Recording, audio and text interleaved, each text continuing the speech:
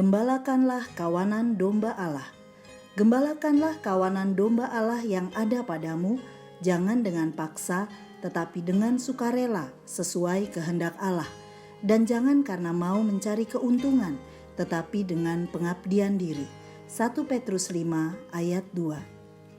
Sahabat Iktus yang dikasihi Tuhan, jabatan tertentu di kantor swasta atau instansi pemerintah sering menjadi rebutan karena jabatan itu biasanya menjanjikan keuntungan materi. Bagaimana dengan jabatan dalam pelayanan di gereja? Bergantung dari bagaimana sikap pelayan itu sendiri.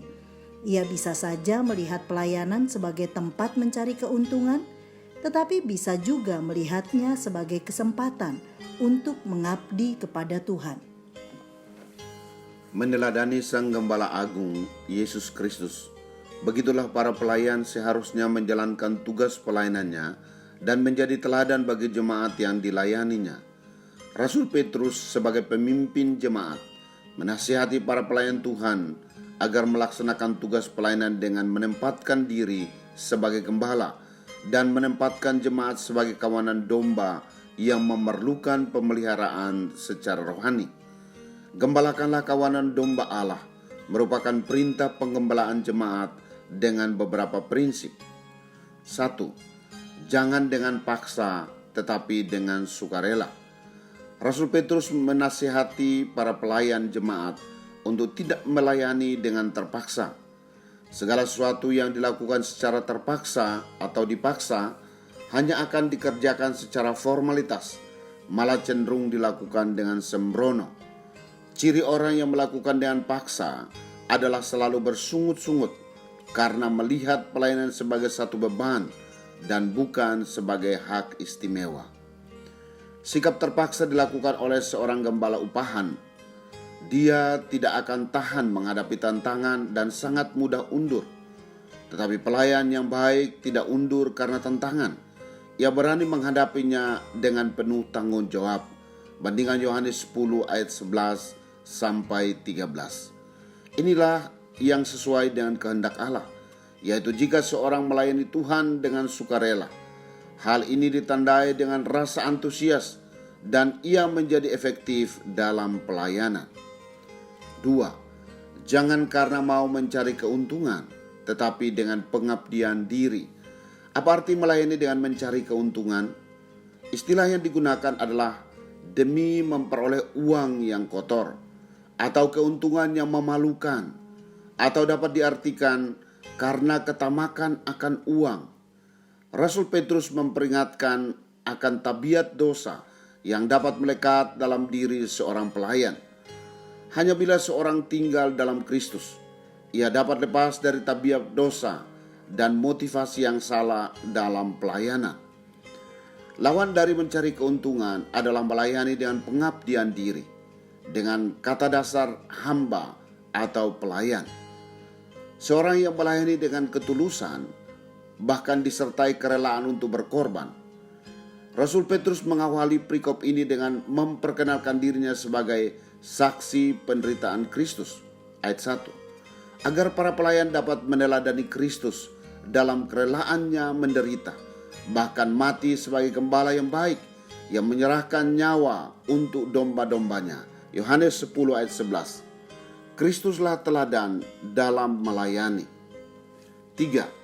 Jangan dengan cara memerintah, tapi menjadi teladan. Para pelayan sering terjebak untuk melakukan pelayanannya dengan cara memerintah. Dapat diartikan menjalankannya dengan kekuasaan atau bersikap sebagai tuan. Inilah perbedaan kepemimpinan dunia dan kepemimpinan di dalam Kristus. Barang siapa ingin menjadi besar di antara kamu, hendaklah ia menjadi pelayanmu. Dan barang siapa ingin menjadi terkemuka di antara kamu, hendaklah ia menjadi hambamu.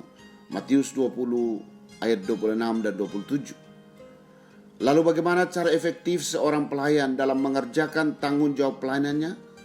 Dengan menjadi teladan, contoh atau panutan bagi jemaat yang dilayaninya. Hal ini juga ditekankan oleh Rasul Paulus kepada Timotius, seorang pelayan yang masih sangat muda. Jadilah teladan bagi orang percaya dalam perkataanmu, dalam tingkah lakumu, dalam kasih-Mu, dalam kesetiaan-Mu, dan dalam kesucian-Mu. 1 Timotius 4 ayat 12. Jemaat membutuhkan teladan kehidupan yang mengasihi Tuhan dan mengabdi padanya. Sahabat Iktus, menjadi pelayan bukan karena pilihan manusia atau karena kemampuan dan pengalaman yang dimiliki, melainkan karena telah memperoleh keselamatan secara cuma-cuma dari Tuhan. Ini yang seharusnya menjadi dasar pelayanan kita, sehingga pelayanan tidak dilakukan secara terpaksa, melainkan dengan sukarela. Juga pelayanan yang dilakukan dengan pengabdian diri kepada Allah dan bukan kepada manusia. Saya menyadari bahwa pelayanan bukan tentang jabatan, melainkan sebagai sarana syukur saya kepada Tuhan karena Tuhan telah memberikan hidup kekal kepada saya. Maka saya berkomitmen untuk melayani dengan motivasi yang benar, bukan untuk mencari keuntungan pribadi, tetapi untuk mengabdi kepada Tuhan. Saya pun mau terus mendoakan saudara-saudara saya yang melayani agar menjadi gembala yang baik dalam melakukan tugas pelayanannya.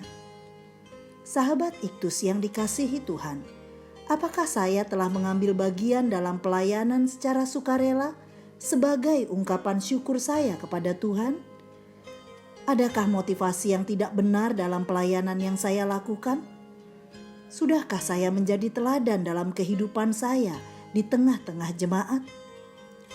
Tuhan Yesus, ajari saya untuk melakukan pelayanan dengan sungguh-sungguh, dengan motivasi yang benar dalam segala hal yang Engkau percayakan kepada saya. Jauhkan keinginan untuk mencari keuntungan sendiri atau pujian yang sia-sia, karena Engkaulah yang seharusnya menjadi pusat pelayanan kami. Saya pun berdoa untuk setiap pemimpin rohani yang Tuhan percayakan untuk melayani, agar menjadi teladan dalam segenap kehidupannya. Amin. Barang siapa ingin menjadi besar di antara kamu, hendaklah ia menjadi pelayanmu.